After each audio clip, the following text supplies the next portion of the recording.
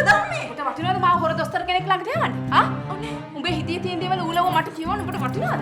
ආ? අනේ මම ඒ කිසි දෙයක් දන්නේ නැහැ අම්මා. උඹ දන්නේ නැත්නම් කවුද දන්නේ? ආ? තාත්තා කියන දේවල් හරි. උඹට ඕනේ අපිව රවට්ටන්න. කවදාවත් හැදෙන ගෑණියෙක් නෙමෙයි උඹට ඕනේ අපිව විනාශ කරන්න. මම මේ කිසි දෙයක් දන්නේ නැහැ. ඇත්තම කියනවා නම් අම්මේ. අනේ අම්මේ.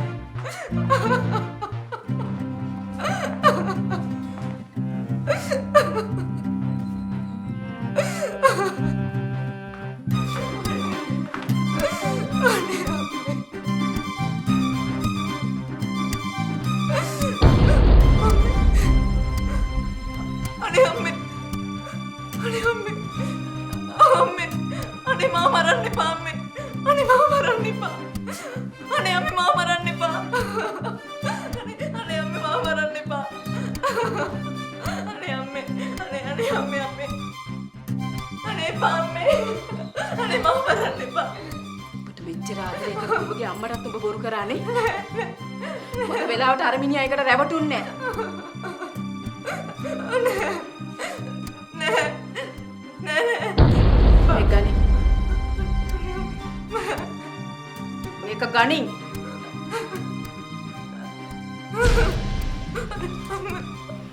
උඹට ඕන නම් ඕකෙන් යනගෙන මැරියා.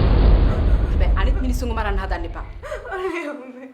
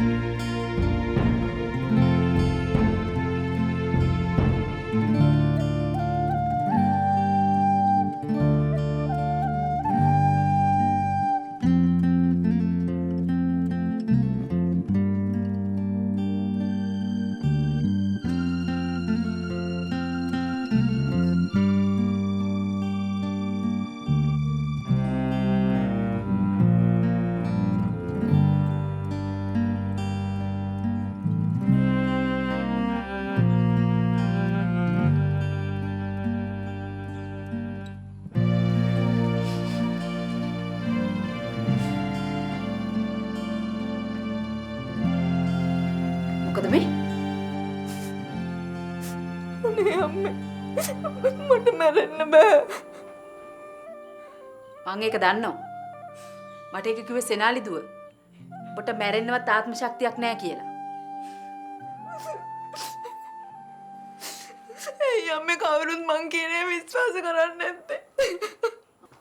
මං උඹව විශ්වාස කළා. හැබැයි විශ්වාස කැඩුවා. ඇත්තටම උඹ මගේ දුවෙක් කියලා කියන්නවත් මට ලැජ්ජයි. අනේ මට සමා වෙන්න අම්මේ.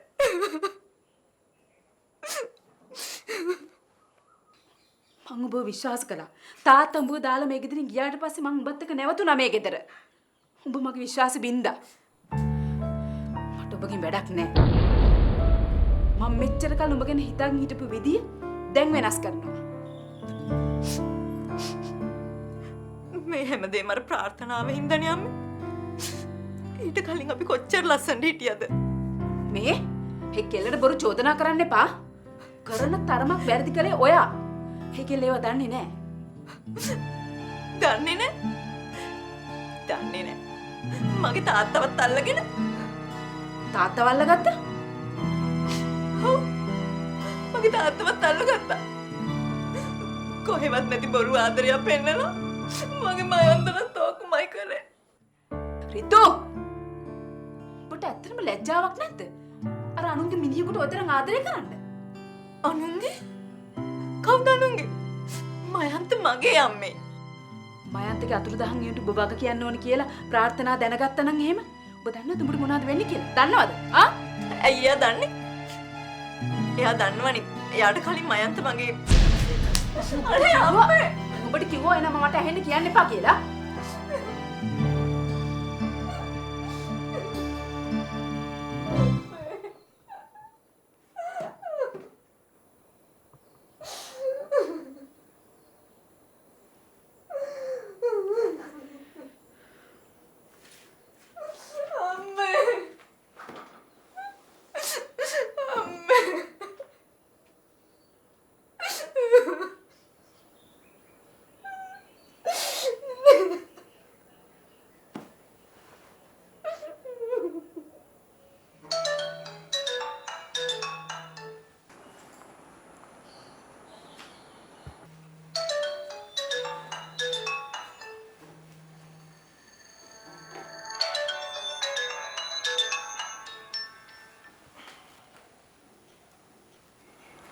ලොයිඩ්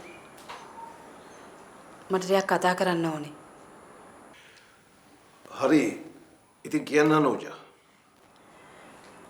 මට මේ හැම දෙයක්ම තනියෙන් විසඳ ගන්න බෑ ලොයිඩ්. හැම තැනම ප්‍රශ්න. අපි ගමේ ගෙදරට ආවා. ගමේ ගෙදරට ආවා? නිකම් බොරුවට ගෙවල් කුලී ගෙවා ගන්න කොහොමද? ඇයි නෝජා මේ මට කියන්න නැතුව එහෙම තීරණයක් ගත්තේ? ඔයාට කියන්නේ නැතුව ගත්තේ? දැන් ඔයා ඉන්නවද ගෙදර? තීරණේ කියන්න. ඔයාගේ තියෙන බඩු ටිකත් අපි අරගෙන ආවා. මැෂින්? ඔයාට ඕන දෙයක් තියෙනවා නම් ඇවිල්ලා අරගෙන යන්න. අනෝජා මේ ඔයා මෙහෙම තීරණයක් ගන්න කලබල වුණා වැඩි. අන්තාම ගේ අස්පස් කරලා ඉවරත් නැහැ. ඔයා ඔය හොඳින් ඉන්නකෝ. මං තියනවා.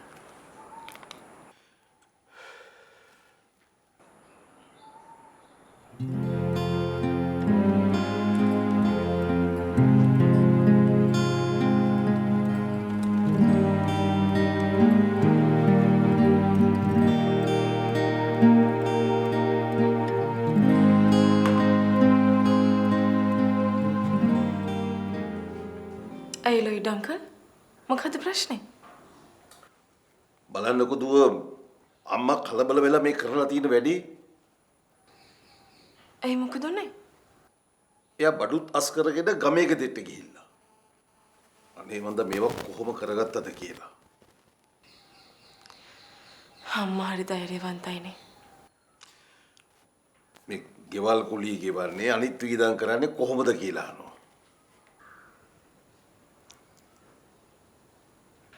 මේ හැම දෙයක්ම උනේ මං හන්දනේ. නෑ දුව. ඒකට කමක් නෑ. අපි තව ටිකක් බලමු.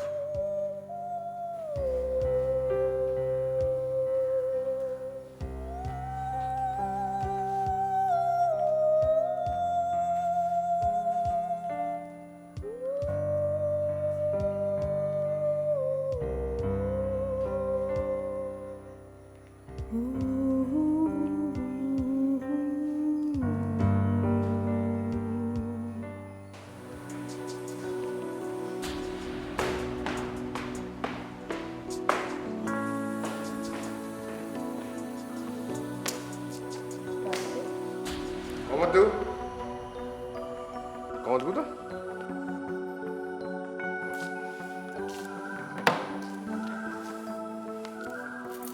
අසාද බන්දර පස්සේ මේ විදියට වාඩි වෙලා සුහදව තමන්ගේ දේවල් හුවමාරු කරගන්න එක හරි වටින දෙයක්. මෙයා නම් වෙන කල්පනාවක හිටියේ තාත්තේ. අය පුතා. මොකක් ප්‍රශ්නයක්ද? නැහැ මොකුත් ප්‍රශ්නයක් නෑ අංක. මොකක් මාරි ප්‍රශ්නයක් තියෙනවා නම් මට කියන්න. පුතා දන්නවනේ එඩ්වඩ් අංකල්ගේ හැටි? ඇති ප්‍රශ්න නැති කරන්නත් පුළුවන් නැති ප්‍රශ්න ඇති කරන්නත් පුළුවන්. කොහොමද ඔයගොල්ලෝ ඉක්මනින්ම ඕස්ට්‍රේලියාවට යන එක හොඳයි. මාත් මෙයාට කියන්න හිටියේ තාත්තේ. මොකද මගේ අර මෙල්බන් බ්‍රාන්ච් එක බාර දීලා තියෙන හාදයත් ඒක හරියට කරන්නේ නැහැ. ඉතින් ඔයගොල්ලන්ට පුළුවන් එහෙ ගිහිල්ලා ඒක ඔක්කොම හැන්ඩල් කරන්න. එහෙමද? අපි යන්නම් තාත්තියේ. මං කොහොමත් මෙහි ඉන්න කැමති නෑ. උඩ විතරක් නෙමෙයි මයන්ත පුතාටත් මෙහෙ හරියන්නේ නැහැ.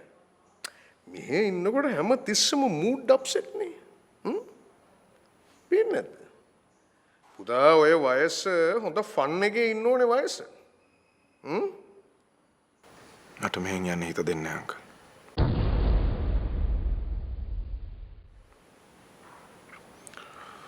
Excuse me.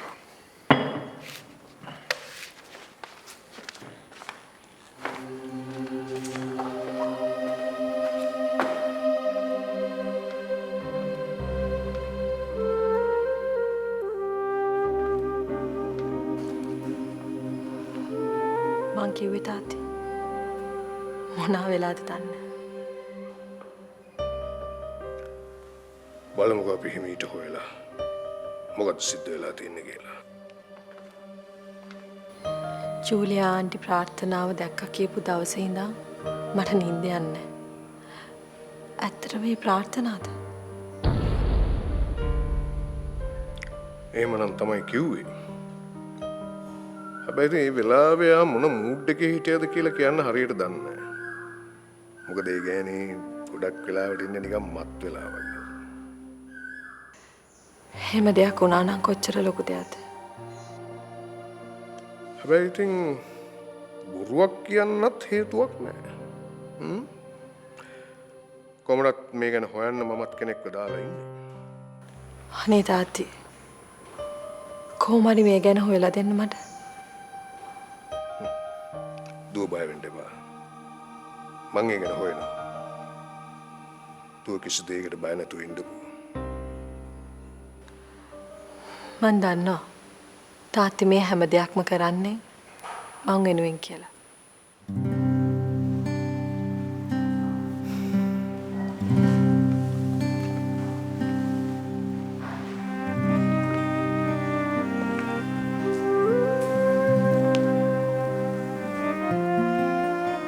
ඒ මට ඉන්නවා විතරක් හන්දා.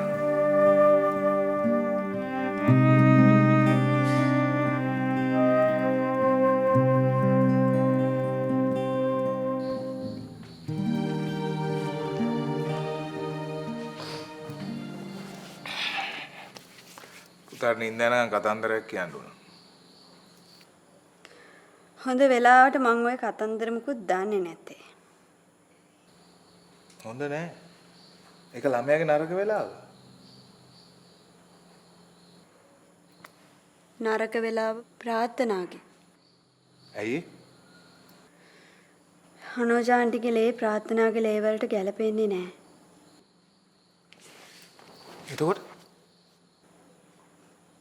එතකොට ඉතින් ප්‍රාර්ථනාගේ ඔපරේෂන් එක තවත් කල් යනවා. ඒකින් වෙන්නේ ප්‍රාර්ථනාගේ ලෙඩේ වැඩි වෙන එක. පවුනේ. දරුවෝ දෙන්නත් එක්ක වැඩ ටික කොහොම කරගන්නවද දන්නේ. ඔයාටත් ඉතින් හරියට දුක හිතෙනවා නේද? අයියෝ සෙනාලේ. දරුවෙක්ගේ වැඩ ගැන දන්නේ දෙමව්පියෝ. ප්‍රාර්ථනාත් දරුවෝ දෙන්නෙක් ඉන්නවා. ඔය දන්නවද කොච්චර වැඩ තියනවද කියලා?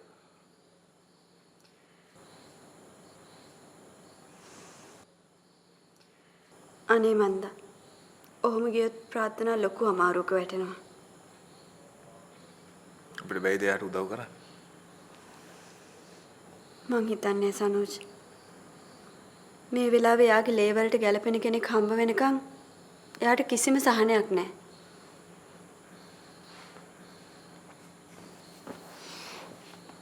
නිදාගන්නේ නැද්ද? මට නිදි මත නැහැ. එන්දට ආවනම් නිකම්ම නින්දයි. ඔයා යන්න. මං තව ටිකක් ඉන්නම්.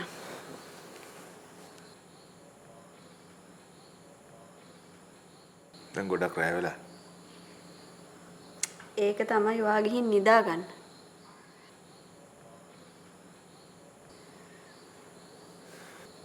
මට රෑ වෙනකන් ඉඳලා පුරුදුයිනේ.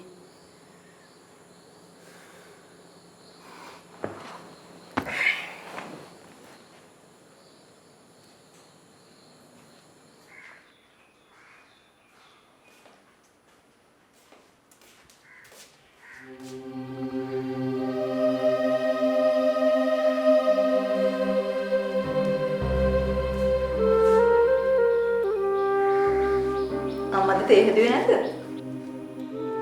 හැදුවා. කොහමද? හදාගෙන බොන්න.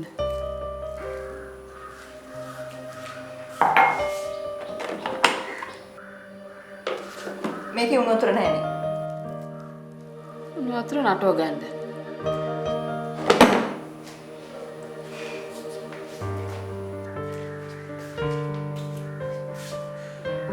මට බඩගිනි අම්මේ. හදාගෙන කන්න.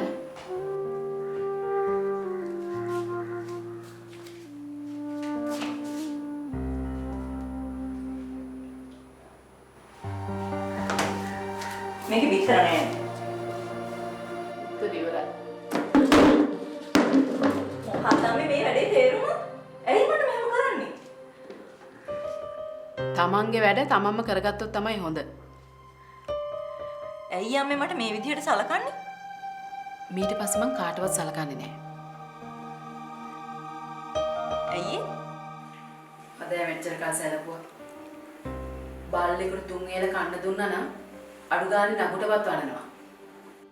අම්මේ මං අම්මට ආදරේ නැතුව නෙවෙයිනේ. කවුද ඔයාට කිව්වේ? හරි. අම්මා ওই විදිහට දිගටම වැඩ වර්ජනය කරොත් එහෙම මං ගැන දැඩි ක්‍රියාමාර්ගයක් ගන්නද හදන්නේ? අනේ අම්මේ කවදද මේක නතර කරන්නේ? මට කැමති දවසට.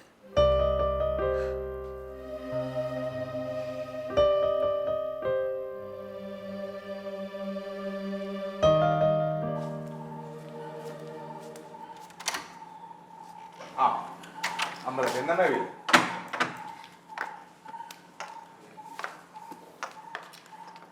අපි දෙන්න මේ BMIC ගිහින් එන ගම. ඇත්තද? මෙයා තමයි කිව්වේ පුතේ පුතාව බල්ලම යමු කියලා. එන් වාඩි.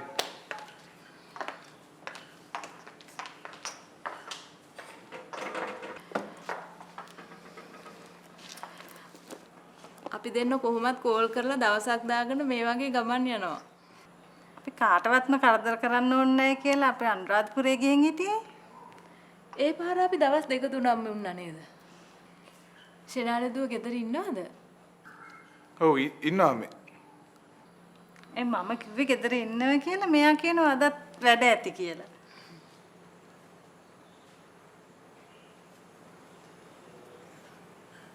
අම්මේ අනේ ඉතින් අපි මේ ඉන්න ඕන ඔයගොල්ලෝම බලන්න නේද? මෙයාට නිවාඩු තිබ්බේ නෑනේ අම්මේ. නැත්තම් ඉතින් අපි මේ බොරු කියන්න එපා සනෝජ්. මට නිවාඩු තිබ්බ හැම දවසෙම ඔයාට තමයි වැඩ තිබ්බේ. එහෙමනේ උනේ. මේ අම්මලාට බොන්න මොනවාරි හදාන්න ඉන්නු.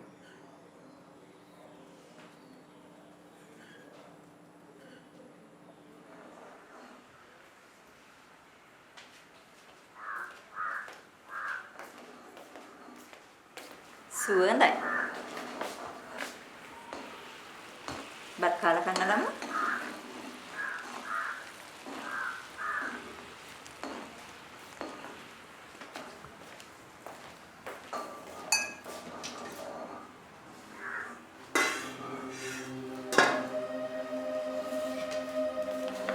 බත් කිව්වේ නැද්ද අම්මේ?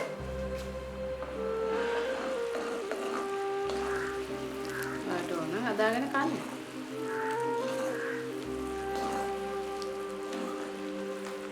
එහෙනම් ඔය පෑන් රස කෑම හදන්න.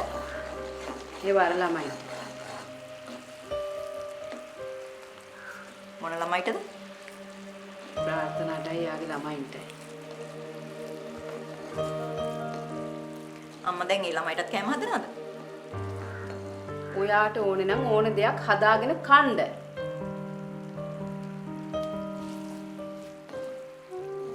අම්මා දන්නවනේ මට උයන්න බෑ කියලා. පුළුවන් විදිහට හදාගන්න. දැන් ඔය අනිත් දේවල් කරෙත් දැනගෙන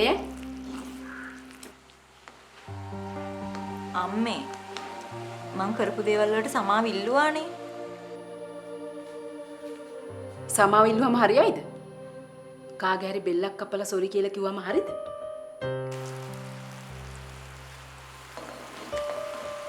අනේ අම්මේ මං ආයි එහෙම කරන්නේ නෑ.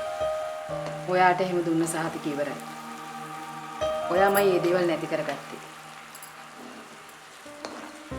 මට ආයි පරණ විදිහට ඉන්න පුළුවන් අම්මේ. වඳින්න ගහන මිනිහත් මෝඩයා. ගහන්න වඳින මිනිහත් මෝඩයා. මං ওই චරිත දෙකම රඟපාලා තියෙනවා.